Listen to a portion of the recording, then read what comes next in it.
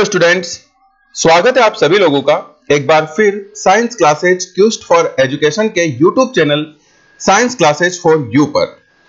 Students, आज की हम क्लास शुरू करें उससे पहले एक बार फिर आपको याद दिलाऊंगा कि आपने अगर वीडियो को लाइक नहीं किया है तो पहले आप वीडियो को लाइक कर दीजिए, अपने दोस्तों में शेयर कर दीजिए, और अगर अभी तक आपने हमारे चैनल को सब्सक्राइब नहीं किया है तो आगे बढ़ने से पहले चैनल को सब्सक्राइब जरूर कर दीजिए। चलिए तो स्टूडेंट, बिना किसी देरी के शुरू करते हैं आज की क्लास। स्टूडेंट्स, जैसा कि आप जानते हो कि ये पूरा चैप्टर के अंदर हमने रिप्रोडक्शन यानी कि जनन, सजीव जनन कैसे करते हैं उसके बेसिक कंसेप्ट को स्टडी किया है। रिप्रोडक्शन के बेसिक कंसेप्ट को हमने यहां पर स्टडी किया है, जिसमें हमने देखा कि जनन मुख्य रूप से दो प्रकार से हो सकता है। एक अलैंगिक जनन असेक्सुअल रिप्रोडक्शन और एक लैंगिक जनन यानी कि सेक्सुअल रिप्रोडक्शन। तो स्टूडेंट्स, फर्स्ट पार्ट के अंदर हमने असेक्सुअल रिप्रोडक्शन यानी कि अलैंगिक जनन को डिस्कस किया, और उसके जो hidden tricky and confusion questions बनते हैं जो बच्चों को जनरली कंफ्यूज कर देते हैं कि किस प्रकार के, क्योंकि 2 या 3 आंसर एक जैसे वहां पर देखने को मिलते हैं तो उसमें बच्चे कंफ्यूज रहते हैं कि कौन सा आंसर सही होना चाहिए, कौन सा नहीं होना चाहिए। छुपे हुए थोड़े से प्रश्न रहते हैं, तो इनको हम अलग से कैटेगरी बना करके पढ़ते हैं। तो एचटीसी अलैंगिक जनन से संबंधित हमारी एचटीसी की फर्स्ट सीरीज वहां कंप्लीट हो गई थी।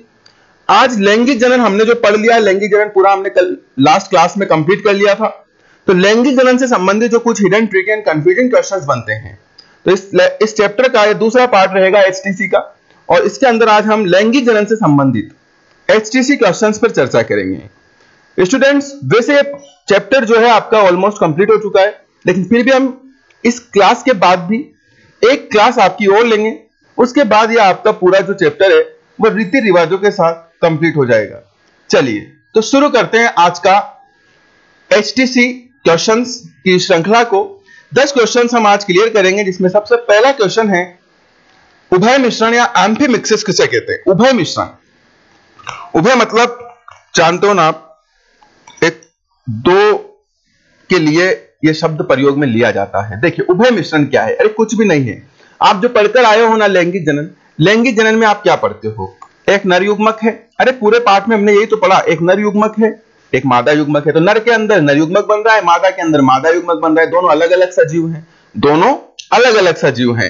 यह बात विशेष ध्यान में रखना। निषेचन के फलस्वरूप क्या हुआ?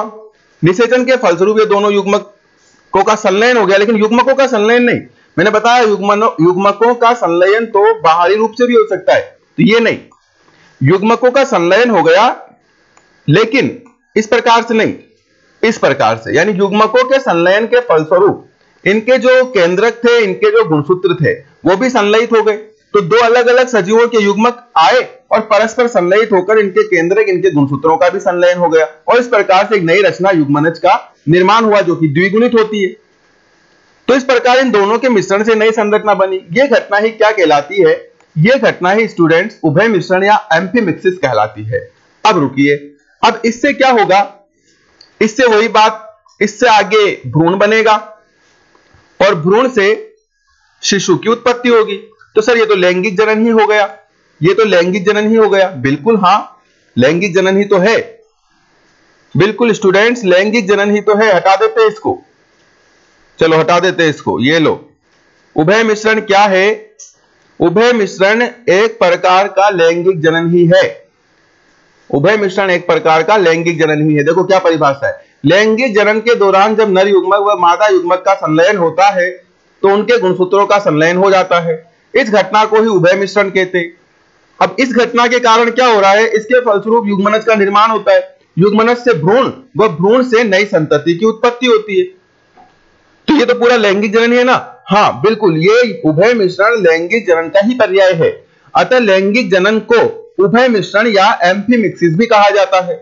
तो कभी आपसे पूछ ले उभय मिश्रण क्या है, तो ये आपको लिखना है। लैंगिक जनन का पर्याय शब्द कौन सा है? लैंगिक जनन को और किस नाम से जाना जा सकता है? तो लैंगिक जनन को उभय मिश्रण या एम्फीमिक्सिस के नाम से भी जाना जा सकता है। यह बात भी आपको ध्यान में रखनी है। यह था हमारी एचटीसी श्रृंखला का पहला प्रश्न। अब स्टूडेंट, इसके जैसा ही एक शब्द और आता है, इसके बारे में बात कर लेते हैं। असंग जनन या एपोमिक्सिस किसे कहते हैं? तो जैसे लैंगिक जनन को उभय मिश्रण कहते हैं ना, उसी प्रकार जो पादपों में आपने अलैंगिक जनन पढ़ा था, स्पेशली पादपों में हालांकि ये जो असंग जनन या एपोमिक्सिस है, इसको चैप्टर 2 में हम और विस्तार देंगे, लेकिन मैंने यहां पर इसको इसलिए ले लिया कि यहां पर जब आप एम्फीमिक्सिस कर रहे हैं कंप्लीट, तब एपोमिक्सिस को भी साथ के साथ ही कंप्लीट कर लीजिए, क्योंकि मिक्सिस में कहीं आपका मिक्स ना हो जाए, है ना। इस बात को ध्यान में रखते हुए मैंने एम्फीमिक्सिस और एपोमिक्सिस को एक साथ क्लियर कराने की कोशिश करी है, ताकि आप कंफ्यूज ना रहे। एम्फीमिक्सिस अलग तथ्य है, अलग फैक्ट है, एपोमिक्सिस अलग फैक्ट है, तो दोनों का आप एक बार यहां पर देख लेते हैं। हालांकि जो चैप्टर 2 हमारा रहेगा उसमें असंग जनन पर हम और विस्तार से बात करने वाले हैं, लेकिन फिर भी हम थोड़ा यहां पर आ गया है प्रश्न, तो इसको समझते हैं कि असंग जनन या एपोमिक्सिस क्या होता है। स्टूडेंट्स, ये अलैंगिक जनन की एक विधि है। क्या है? अलैंगिक जनन की एक विधि है। अलैंगिक जनन की विधि कैसे है स्टूडेंट्स? ऐसा नहीं है कि जड़ तना पत्ती को काट करके अलग रोपित कर दिया और उससे एक नया पादप बन गया। पादपों में अलैंगिक जनन जड़ तना पत्ती से ही होता है ना। ये लीजिए साहब, इसने अपनी प्रेजेंस दिखाइए, तो इसको भगाते हैं पहले, अपने हाथ की बात है, मिटा दिया जाएगा जो भी रास्ते में आएगा। ये लो, चलो हटाओ। हाँ, तो असंग जनन सॉरी या एपोमिक्सिस क्या है भाई? अलैंगिक जनन तो है, पादपों में अलैंगिक जनन यानी कायिक परिवर्तन ही है एक प्रकार का, लेकिन ये एक ऐसा कायिक परिवर्तन है स्टूडेंट जो जड़, तना या पत्ती से नहीं होगा। पादपों में आपने यही पढ़ा था ना, जड़, तना या पत्ती से नहीं होगा। तो सर फिर कैसे हो सकता है?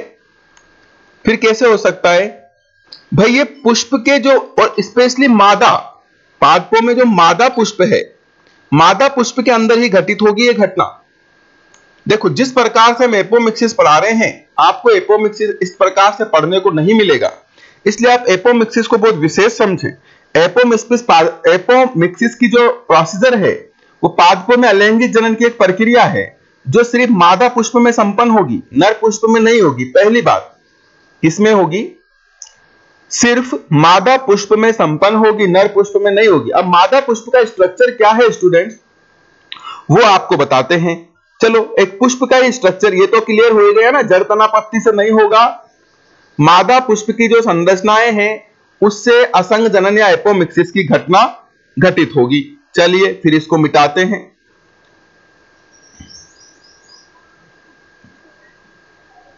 चलिए अब चलो थोड़ा पुष्प देखते हैं, पुष्प कैसा होता है। एक रफ डायग्राम बना रहा हूं, तो आप ज्यादा गंभीर मत होना कि पुष्प ऐसा थोड़ी होता है भाई। जब डायग्राम कहते हैं ना, तो इसका मतलब एक प्रारूपिक चित्र है बायोलॉजी के अंदर, प्रारूपिक, कि भाई ये संरचनाएं होती है। तो ऐसा नहीं है कि पुष्प ऐसा होता है जैसा किताब में छाप के रखते हैं, वैसा भी नहीं होता पुष्प, तो है ना। ये सिर्फ एक डायग्राम होता है, एक प्रारूपिक संरचना होती है। जैसे मैंने प्रारूप के रूप में दिखा दिया कि ये बाह्य दल है। क्या है ये? बाह्य दल है। फिर स्टूडेंट नंबर आ जाता है रंगीन पंखुड़ियों का। अरे वाह, हम तो पीपीटी स्लाइड बना रहे हैं, फिर रंगीन पंखुड़ियां ही बनाई जाएगी, है ना, रंगीन पंखुड़ियां ही बनाई जाएगी। फिर तो बताइए कौन सा कलर पसंद है, कौन से कलर का बनाए? ब्लू कलर का बना देते हैं ना। चलो ठीक है, ये लीजिए, ये मान लीजिए दल है पुष्प की, रंगीन पंखुड़ियां हैं। ये रंगीन पंखुड़ियां हो गई पुष्प की ना। रफली बना रहा हूं स्टूडेंट, तो बहुत ज्यादा गंभीरता से मत लेना आप। इसके बाद स्टूडेंट्स आ जाता है नंबर किसका? इसके बाद नंबर आ जाता है नरजन्नांगों का। मान लीजिए यार ये नरजन्नांग है, ये नरजन्नांग है, ये नरजन्नांग है। इनमें तो कोई घटना घटित नहीं होगी असंग जनन की। असंग जनन कहां से होगा उसकी बात करते हैं। भाई असंग जनन मादा जन्नांगों में संपन्न होने वाली एक घटना है। मादा जन्नांग क्या होते हैं? ये वर्तिकाग्र, ये एक लंबी ट्यूब लाइक स्ट्रक्चर वर्तिका, लंबी ट्यूब लाइक स्ट्रक्चर वर्तिका, और नीचे का फूला हुआ भाग, नीचे का फूला हुआ भाग क्या होता है स्टूडेंट्स? अंडाशय होता है। ठीक है, चलिए इस अंडाशय का निकालते हैं बाहर, बाकी से कोई लेना देना नहीं है। तो अगर अंडाशय की स्ट्रक्चर आप देखते हो तो अंडाशय के अंदर क्या है? अंडाशय के अंदर स्टूडेंट होता है बीजांड। क्या होता है? बीजांड। और बीजांड के ऊपर अध्यावरण होते हैं। बीजांड के ऊपर क्या होते हैं? अध्यावरण होते हैं। इस प्रकार से बीजांड के ऊपर अध्यावरण होते हैं।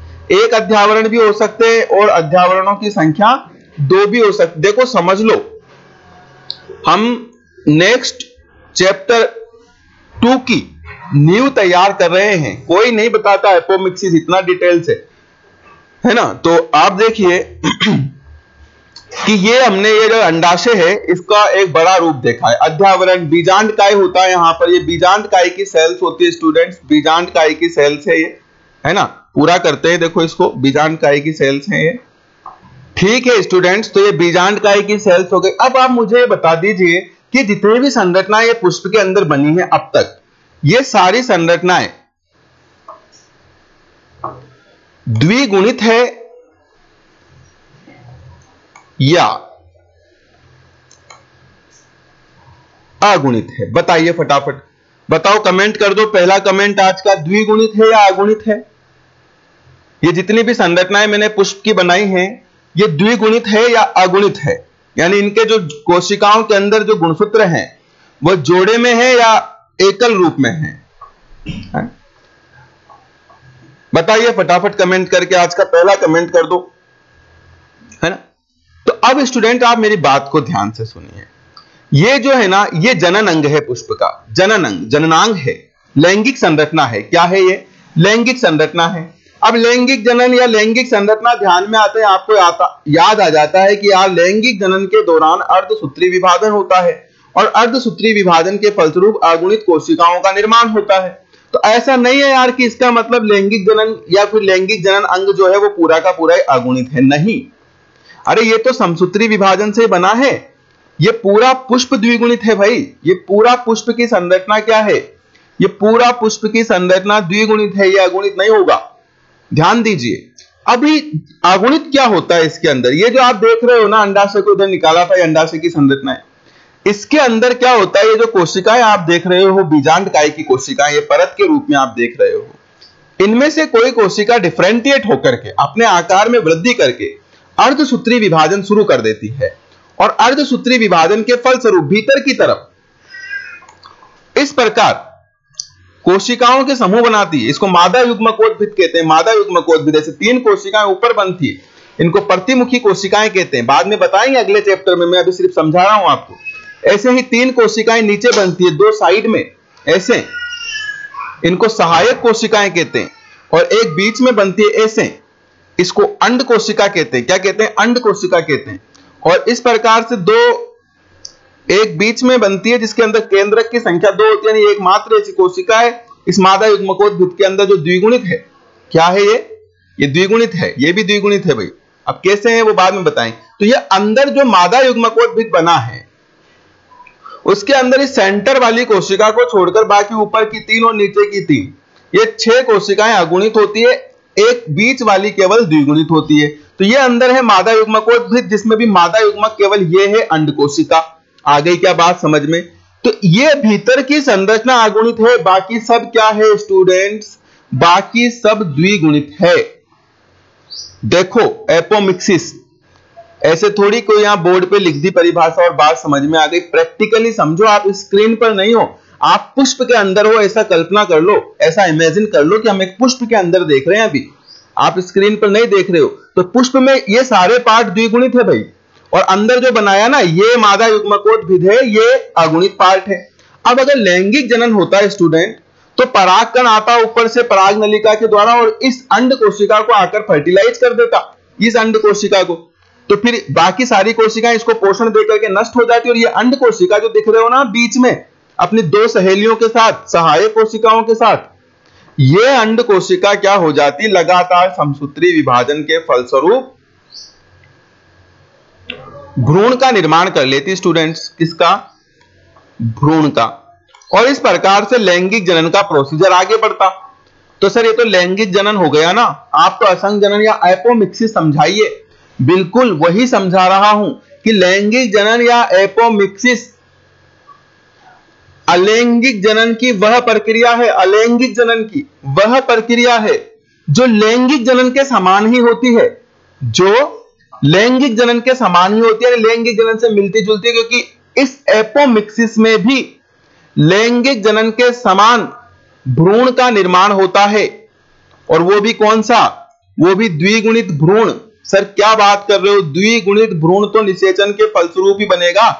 अब आप कह रहे हो कि अलैंगिक जनन है, अलैंगिक जनन है तो भाई निषेचन तो होगा ही नहीं, और फिर भी भ्रूण बनेगा, वो भी द्विगुणित। कैसे? चलो बताते हैं कैसे। सीख रहे हो ना, तो फिर समय लगेगा। इसको हटा दो, ये जो बना था ना इसको हटा दो सबको, क्योंकि ये किससे बना था स्टूडेंट? ये तो अर्धसूत्री विभाजन से बना था। किससे? अर्धसूत्री विभाजन से। लेकिन कभी कभी कुछ पादपों में क्या होता है, कभी कभी कुछ पादपों में क्या होता है कि जो ये द्विगुणित कोशिकाएं आप देख रहे हो ना, ये मैंने बताया था ना, ये सारी तो द्विगुणित है। ग्रीन कलर में जो सेल्स देख रहे हो, बीजांडकाय की ये जो कोशिकाएं, ये सब क्या हैं? ये सब द्विगुणित कोशिकाएं हैं। कभी कभी क्या होता है स्टूडेंट्स, ये द्विगुणित कोशिकाएं अर्धसूत्री विभाजन की प्रोसीजर में जाती ही नहीं है, अर्धसूत्री विभाजन नहीं करती। ये डायरेक्ट क्या कर लेती है? ये डायरेक्ट समसूत्री विभाजन कर लेती है, डायरेक्ट समसूत्री विभाजन कर लेती है। और अंदर जो मादा युग्मकोद्भिद का निर्माण होता है, जिसको मादा युग्मकोद्भिद न कहे तो ज्यादा अच्छा है, तो अंदर जो कोशिकाएं बनती है वो कोशिकाएं कैसी हो जाती है? द्विगुणित हो जाती है। या मैं यूं कहूं कि इसी की कोई द्विगुणित कोशिका लगातार समसूत्री विभाजन करना शुरू कर देती है, डिफरेंशिएट होकर के, और समसूत्री विभाजन करके क्या बना लेती है? भ्रूण बना लेती है, और भ्रूण से फिर नए पादप का विकास हो जाता है। यानी वो जो युग्मकोद्भिद थी वो 7 कोशिकीय रचना, वो 7 कोशिकीय रचना यहां पर बनी ही नहीं, बल्कि जो बीजांडकाय है या फिर बीजांडकाय के बाहर जो अध्यावरण है, उस अध्यावरण की द्विगुणित कोशिका ने, ये तो सब द्विगुणित ही है ना, द्विगुणित कोशिका ने ही डायरेक्ट अर्धसूत्री विभाजन किए बिना डायरेक्ट समसूत्री विभाजन कर दिया, और समसूत्री विभाजन करके ही क्या बना लिया? भ्रूण। भ्रूण से नया पादप का विकास हो गया। तो भाई प्रोसीजर तो वही रहा इसमें, भ्रूण और भ्रूण से नया पादप। तो भ्रूण तो लैंगिक जनन में बनता है, लेकिन इधर और अर्धसूत्री विभाजन के फलस्वरूप बनता है, लेकिन इसने अलैंगिक जनन और समसूत्री विभाजन के फलस्वरूप ही भ्रूण बना लिया और नया पादप बन गया। तो निषेचन नहीं हुआ है, इसलिए तो अलैंगिक जनन है स्टूडेंट्स। लेकिन भ्रूण बन रहा है, इसलिए किसके समान है? लैंगिक जनन के समान है। ध्यान दीजिएगा क्या कह रहा हूं, है ना, ध्यान देना है आपको। अब ये जो प्रोसीजर है ना, ये भी 2 भागों में बंट जाता है कि अगर ये जो बात देख रहे हो आपकी डायरेक्ट कोई बीजांडकाय की कोशिका विभाजन करके द्विगुणित भ्रूण बना गई, तो इस घटना को कहा जाएगा बीजाणुद्भिद असंग जनन। क्या कहा जाएगा? असंग जनन तो है, लेकिन कौन सा? बीजाणुद्भिद। मैं कल भी बात किया था कि भाई जब कोई रचना द्विगुणित संरचना से बने, जैसे ये जो भ्रूण बना है वो इस द्विगुणित कोशिका से बना है, तो अगर द्विगुणित कोशिका से इसकी उत्पत्ति हुई है तो इसको बीजाणुद्भिद कहा जाएगा। अगर ये भ्रूण अगुणित कोशिका से बनता तो फिर भ्रूण भी अगुणित ही होता, तो फिर भ्रूण भी अगुणित ही होता, और उस कंडीशन में इसको क्या कहा जाता है? युग्मकोद्भिद कहा जाता है। तो कभी कभी क्या होता है स्टूडेंट, वो अंदर जो 7 कोशिकाएं देखी थी ना आपने, वो 7 कोशिकाएं तो बन जाती है। इधर देखो, अरे यार बहुत लंबा खिंच गया, आप बोर तो नहीं हो रहे हो? समझ में आ रहा है कि नहीं आ रहा है? क्योंकि देखो कंफ्यूज, नाम ही अपने आज के टॉपिक का क्या है? Hidden, tricky and confusing. तो भाई जो कंफ्यूजिंग है तो उस कंफ्यूजन को खत्म करना है लाइफ टाइम के लिए, लाइफ टाइम अचीवमेंट। तो लाइफ टाइम अचीवमेंट 5 मिनट में थोड़ी आएगा, आधा घंटा तो देना पड़ेगा ना बस। तो फिर आधा घंटा देखिए, ये बन गया, ये बन गया मान लीजिए। तो वो जो बीजांडकाय की कोशिकाएं थी वो अर्धसूत्री विभाजन करके ये मादा युग्मकोद्भिद तो बना लेती है, लेकिन अब ये जो अंड कोशिका, ये जो सहायक कोशिकाएं आप देख रहे हो, ये निषेचन नहीं करती, बल्कि जैसे मान लीजिए डायरेक्ट ही ये जो कोशिकाएं हैं ये डायरेक्ट समसूत्री विभाजन कर देती है। अगुणित है और अगुणित से बिना निषेचन के ही समसूत्री विभाजन प्रारंभ कर देती है, और किसका निर्माण कर देती है? अंदर भ्रूण बना देती है। ये क्या बना देती है? अंदर भ्रूण। तो ये जो भ्रूण है अगुणित कोशिका में लगातार समसूत्री विभाजन के फलस्वरूप बना है, तो ये भ्रूण भी क्या होगा? ये भ्रूण भी अगुणित होगा। तो इस प्रकार का असंग जनन क्या कहलाएगा? अरे मैंने कहा था ना, अगुणित संरचना से कोई पादप भाग बने तो उसको युग्मकोद्भिद कहते हैं, युग्मकोद्भिद। तो इस प्रकार का असंग जनन क्या कहलाएगा? युग्मकोद्भिद असंग जनन कहलाएगा। ये सारी बातें मैं आपको लिखाऊंगा नहीं, लिखाऊंगा सिर्फ एपोमिक्सिस की परिभाषा। नेक्स्ट चैप्टर में ये जो बातें करी है ना आपने, इसको हम और विस्तार से पढ़ेंगे। अब सोच लो, आपकी ये विस्तार नहीं था, ये संक्षेप था। तो विस्तार कैसा होने वाला है और आप कितना कुछ सीखने वाले हो? बिल्कुल बहुत कुछ सीखने वाले हो, लेकिन आपको बना रहना पड़ेगा साइंस क्लासेज के साथ। विश्वास बनाए रखना पड़ेगा हमारे ऊपर, तो ही तो हम आगे बढ़ पाएंगे। मिटा दे क्या आप इसको? चलिए फिर हां करो, मिटा दे। ओके, परिभाषा बहुत सरल। क्या यही तो बोला, पादपों में अलैंगिक जनन की ऐसी विधि, अलैंगिक जनन मतलब निषेचन नहीं हो रहा है, ऐसी विधि जो लैंगिक जनन के समान ही होती है। लैंगिक जनन यानी वो युग्मनज बनेगा, भ्रूण बनेगा, संतान बनेगी, लेकिन बिना निषेचन के। परंतु इसमें बिना निषेचन के ही भ्रूण का निर्माण हो जाता है। वह भ्रूण के परिवर्तन से नव पादप का विकास होता है, दैट इज असंग जनन या एपोमिक्सिस। भ्रूण बीजाणुद्भिद व युग्मकोद्भिद दोनों प्रकार का हो सकता है। याद करिए मैंने क्या कहा था, बीजाणुद्भिद कब? जब बीजांडकाय या अध्यावरण की द्विगुणित कोशिका डायरेक्ट समसूत्री विभाजन करके द्विगुणित भ्रूण बना ले तो इसको कहा जाएगा बीजाणुद्भिद, असंग जनन।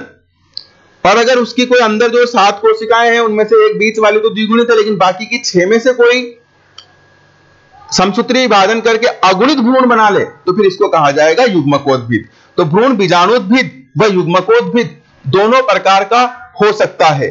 तो स्टूडेंट पहले 20 मिनट में हमने केवल 2 क्वेश्चंस सॉल्व किए हैं, लेकिन आपको समझ आ गया होगा कि what is the difference between the amphimixis and apomixis.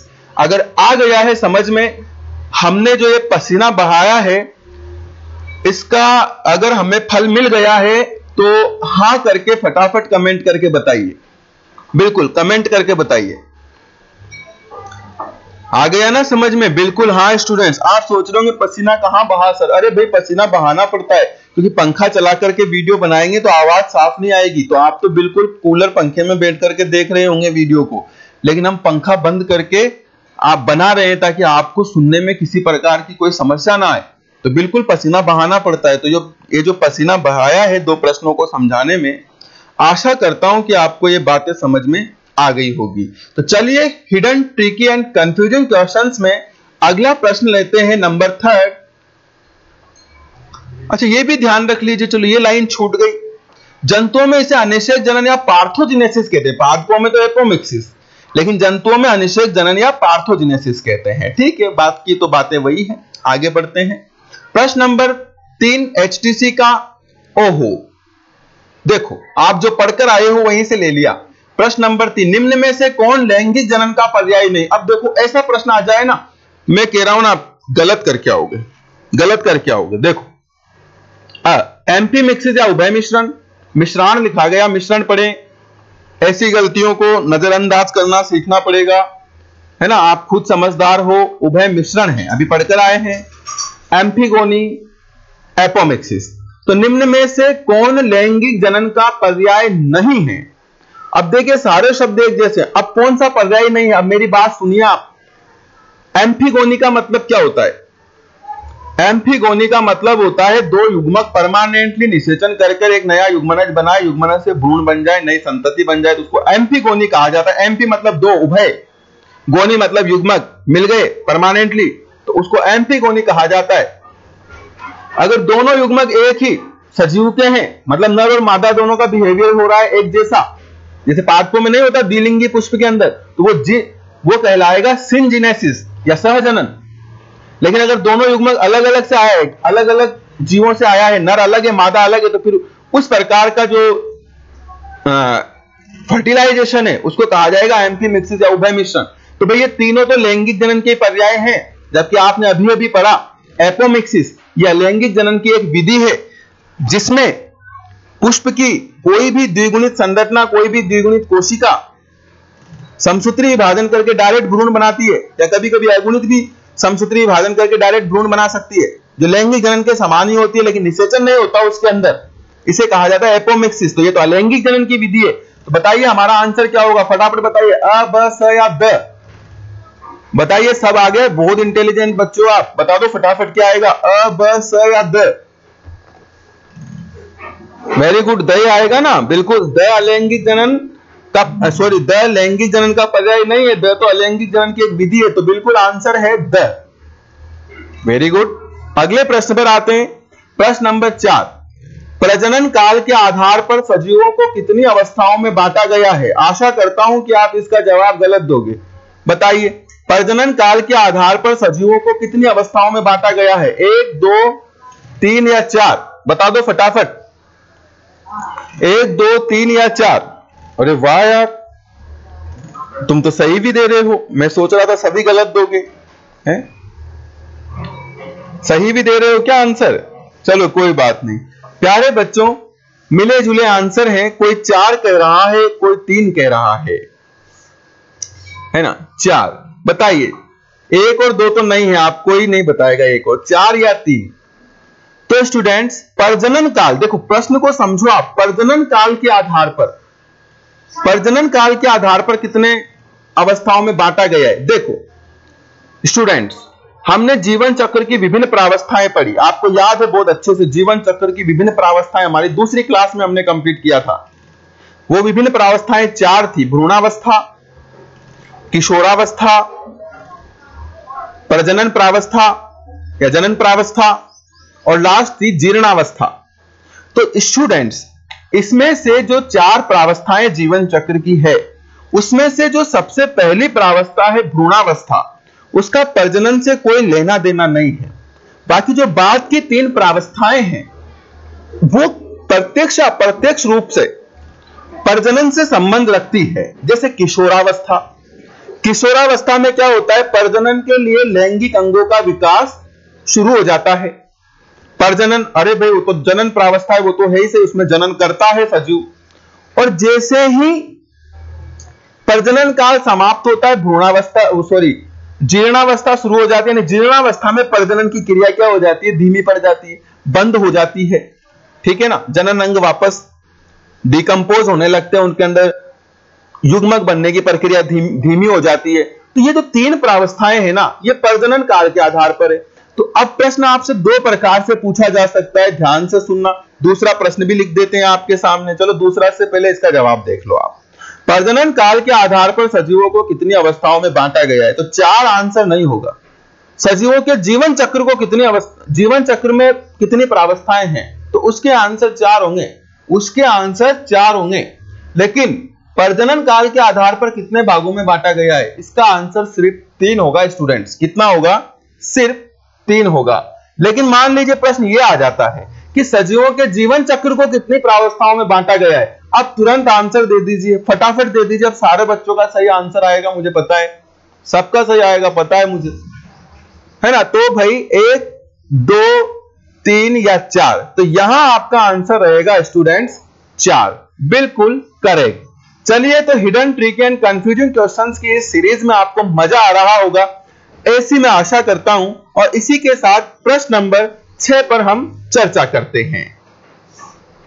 तो स्टूडेंट्स, प्रश्न नंबर 6 जो है वो है, लैंगिक दृष्टि से पुष्पी पादप कितने प्रकार के होते हैं? अब जरा सोचकर बताइए।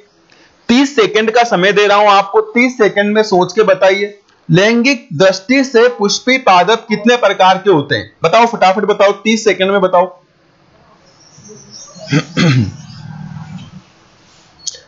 अब देखिए, हम जो पढ़ रहे हैं, क्या पढ़ रहे हैं? Hidden, tricky and confusing question.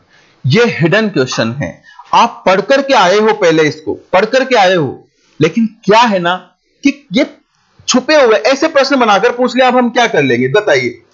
हमने पढ़ा था ना, आपको याद है, लैंगिक दृष्टि से पुष्पी पादप कितने प्रकार के होते हैं? 2 प्रकार के होते हैं। एक वो पादप है जो पूरे जीवन काल में बस एक बार पुष्पन करते हैं और फिर मर जाते हैं, और एक वो पादप है जो जनन काल या परिपक्वता आने के बाद हर वर्ष एक निश्चित ऋतु में पुष्पन करते। बताओ, पढ़ा था कि नहीं पढ़ा था? बताओ बताओ, यस करो। पढ़ा था? पढ़ा था ना।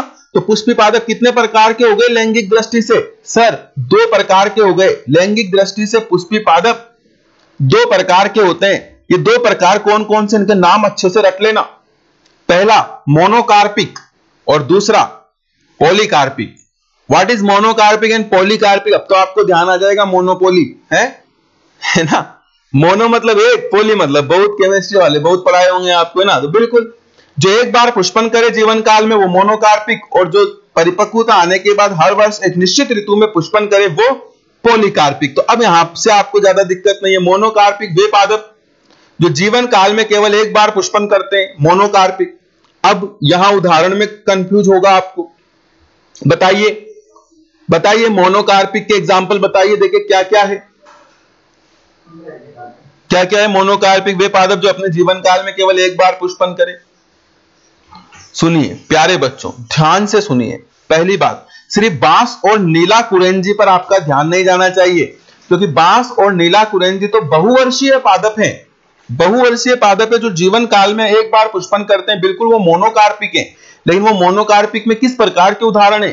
वो मोनोकार्पिक में बहुवर्षीय पादपों के उदाहरण है। लेकिन स्वाभाविक बात है यार, जितने भी एक वर्षीय पादप हैं, है ना, जितने भी एक वर्षीय अपने जो आसपास खेतों में साग सब्जियां उग रही है, जितने भी एक वर्षीय पादप, चाहे मटर की बात कर लीजिए, चाहे आप कुछ और है सरसों की बात कर लीजिए, किसी भी एक ऋतु की फसल की बात कर लीजिए आप, वो तो जीवन काल, उनका जीवन तो 4 महीने का ही है ना। एक ही बार पुष्पन करते हो तो फिर मर जाते हैं, तो वो भी तो मोनोकार्पिक ही हुए। आगे बात समझ में? तो बिल्कुल उदाहरण क्या रहेगा? गेहूं, चावल, मेरीगोल्ड, मूली, गाजर, हेनबेन। वाह क्या बात है, हेनबेन देखा है क्या कभी? है, गेहूं देखा है, चावल देखा है, मेरीगोल्ड। मेरीगोल्ड क्या होता है बताओ फटाफट, मेरीगोल्ड क्या है? मेरीगोल्ड ससुराल गेंदा फूल, गेंदा फूल आता है ना, गेंदे का फूल है, यस, उसी को मेरीगोल्ड कहते हैं। मूली सबकी देखी है, गाजर देखी हुई है। हेनबेन, हेनबेन क्या है भाई? ये देखो, आप देखा होगा आपने कभी अभी कि बरसात के दिनों में या जो अपने आसपास का जो खाली मैदान पड़ा है उसमें एक झाड़ी उग जाती है जिसमें धतूरे जैसे पादप होते हैं। धतूरा नहीं होता लेकिन धतूरे के जैसे पादप होते हैं, है ना, जिसमें ऐसे कलश के जैसा एक पुष्प बन जाता है। चरपोटियां नहीं आती क्या, छोटी छोटी हैं, चरपोटियां कहते हो ना, क्या कहते हो? हाँ, वो हेनबेन ही है, वो हेनबेन ही है वो ना, हेनबेन कहा जाएगा उसको। तो चावल, गेहूं, चावल, मेरीगोल्ड, मूली, गाजर, हेनबेन इसका उदाहरण है। लेकिन ध्यान दीजिए स्टूडेंट, ये है एक वर्षीय। बहुवर्षीय में उदाहरण देखो, बांस व नीला कुरेंजी, ये बहुवर्षीय पादप है जो मोनोकार्पिक होते हैं, ऊपर वाले एक वर्षीय है। क्लियर है? पॉलीकार्पिक वे बहुवर्षीय पादप जो कायिक वृद्धि पूर्ण करने के बाद, कायिक वृद्धि पूरी हो गई, जनन वृद्धि, जनन काल शुरू हो गया सॉरी, के बाद प्रत्येक वर्ष एक विशिष्ट मौसम में पुष्प धारण करते हैं। प्रत्येक वर्ष एक विशिष्ट मौसम में पुष्प धारण करते हैं। तो इस प्रकार का जो पादप है वो क्या कहलाते हैं? पॉलीकार्पिक कहलाते हैं। उदाहरण आम, सेब, अंगूर, संतरा आदि। तो ये ध्यान रखिएगा स्टूडेंट्स। ये था हमारा प्रश्न नंबर 6, ये था हमारा प्रश्न नंबर 6। ठीक है स्टूडेंट्स, तो आशा करता हूं कि यहां तक जो आप पढ़ रहे हो वो आपको समझ आ रहा होगा। Hidden, tricky and confusing question में हमारा अगला प्रश्न है प्रश्न नंबर 7।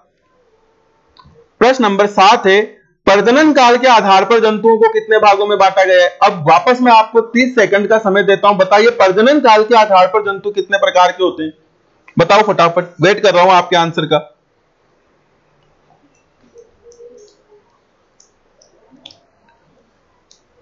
प्रजनन काल के आधार पर जंतुओं को कितने भागों में बांटा गया है? तो स्टूडेंट्स आपने देखा, ये बात भी देखो, ये भी हिडन क्वेश्चंस की श्रेणी में हमारा।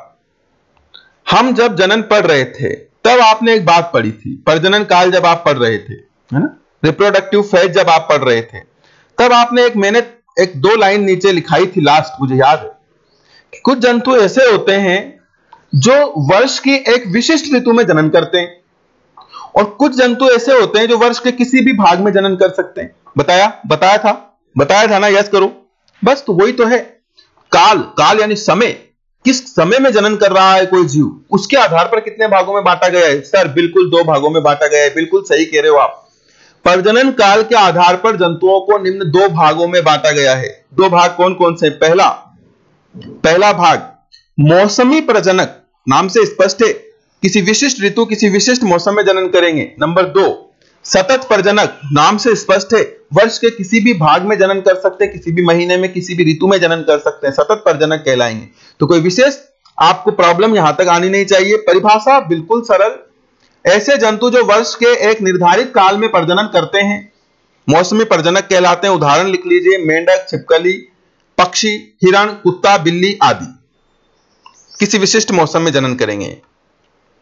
सतत प्रजनक, ऐसे जंतु जो लैंगिक परिपक्वता काल में वर्ष के किसी भी भाग में जनन कर सकते हैं, किसी भी भाग में जनन कर सकते हैं। एक बार लैंगिक रूप से परिपक्व हो गए फिर वर्ष के किसी भी हिस्से में वो जनन कर सकते हैं, सतत प्रजनक कहलाएंगे। उदाहरण गाय, भैंस, बकरी, खरगोश, चूहे, ये जितने भी दुधारू पशु है, गाय, भैंस, बकरी, ये विशेष ऋतु का इनमें प्रोहिबिशन नहीं है, क्योंकि ये जो है मानव स्वास्थ्य से जुड़ गए। अब इनमें कृत्रिम फर्टिलाइजेशन भी होने लग गया, तो किसी भी मौसम में जनन ये कर सकते हैं। गाय, भैंस, बकरी, खरगोश, चूहे, मुर्गियां, अरे मुर्गियां अंडे आते हैं ना, सारे 12 महीने को आते हैं, है ना, तो बिल्कुल अगर 12 महीने आते हैं तो फिर 12 महीने जनन कर रही है। मनुष्य, ठीक है, मनुष्य का क्या समझाएं आपको, प्रत्यक्ष को प्रमाण की क्या आवश्यकता है। मनुष्य, है ना, बर्थडे देखो जनवरी में, फरवरी में, मार्च में, अप्रैल में, मई में, जून में, जुलाई में, अगस्त, सितंबर, अक्टूबर, नवंबर, दिसंबर, हर महीने बच्चों के बर्थडे आते हैं।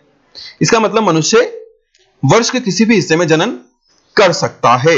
ये लीजिए, ये उदाहरण हो गए सतत प्रजनक के। तो ये था प्रजनन काल के आधार पर जंतुओं को कितने भागों में बांटा गया है। प्रश्न number 8, hidden, tricky and confusing question में प्रश्न नंबर 8 है, भ्रूण के विकास एवं उत्पत्ति के स्थान पर प्राणियों को कितने भागों में बांटा गया है, या कितने श्रेणियों में बांटा गया है। वापस वही, अब 15 सेकंड का ही दूंगा समय, क्योंकि समय काफी निकल चुका है सर, आप वैसे भी 15 का ही दे रहे थे। चलो कोई बात नहीं यार, है ना, बताओ फटाफट कितने भागों में बांटा गया है, बता दो फटाफट कितने भागों में बांटा गया है।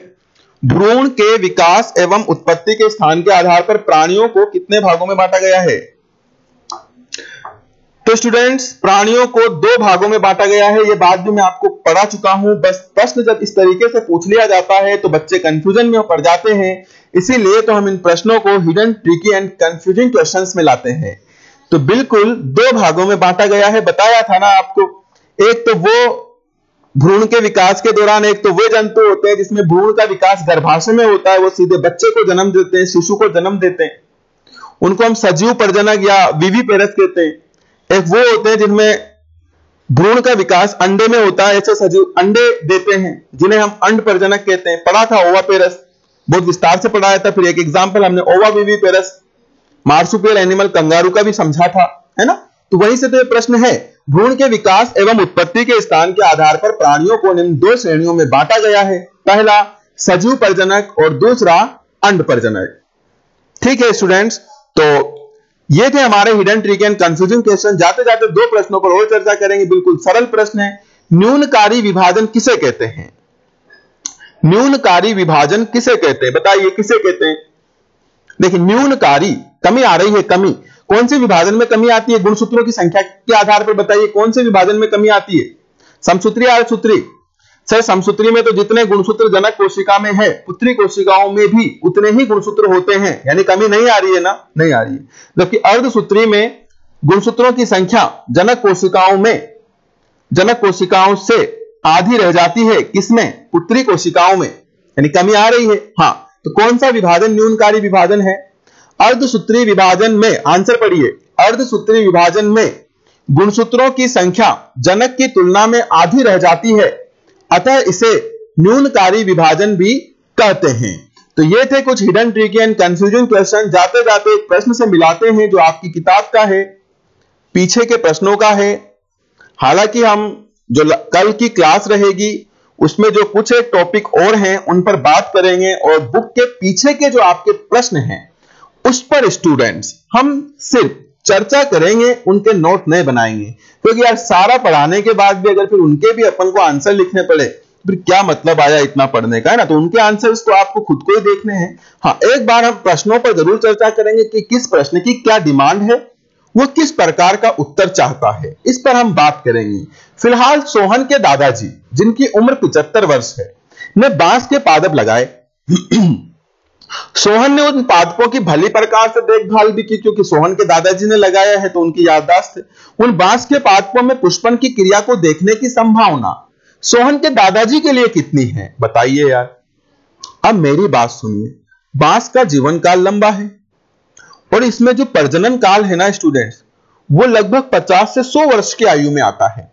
बांस अपने जीवन काल में एक ही बार पुष्पन करता है, दोबारा करता नहीं है। 50 से 100 वर्ष, 50 साल बाद और 100 वर्ष की उम्र तक जीवन काल की संभावना है। सोहन के दादाजी ऑलरेडी 75 साल के हो चुके हैं, यानी इनके संभावना केवल 25 वर्ष की और बची है। 2-5 साल और ज्यादा जी जाए तो मान लीजिए 30 वर्ष की और संभावना बची है। लेकिन पुष्प, बांस में पुष्प कम से भी कम कितने साल बाद आने वाले, 50 साल बाद आने वाले, बताइए कितनी संभावना है। सर कोई चांसेस नहीं है, सोहन के दादाजी तब तक निकल लेंगे। बिल्कुल सही सोच रहे हो, वाह यार इंटेलिजेंट हो गए तुम। सोहन के दादाजी के लिए पुष्पन को देखने की संभावना नगण्य है, क्योंकि सोहन के दादाजी की उम्र 75 वर्ष है, जबकि बांस के पादप पुष्पन 50 से 100 वर्ष बाद आने वाले हैं। उस समय तक सोहन के दादाजी के जीवित रहने की संभावना नहीं है। इस प्रकार के भी कभी कभी प्रश्न बन जाते हैं, या आपकी एनसीईआरटी के बुक में इस प्रकार के प्रश्न पूछे जाते रहे हैं। तो ये पीछे आपके जो प्रश्न हैं उन्हीं में से एक प्रश्न ये है, तो इसको भी आप ध्यान में रखिएगा। ये प्रश्न मैंने यहां पर क्यों शामिल किया स्टूडेंट्स, ताकि आपको पता लगे कि प्रश्न कैसे बनाए जा सकते हैं, और आपको जब ये पूरा चैप्टर याद करना है तो क्या दृष्टिकोण रखते हुए याद करना है। आ गई बात समझ में? तो ये थे आज के हमारे hidden trick and confusing question. इन्हीं क्वेश्चंस के साथ हम आज की क्लास को यही विराम देते हैं। कहीं जाइएगा मत, बने रहिएगा साइंस क्लासेज के साथ। नमस्कार।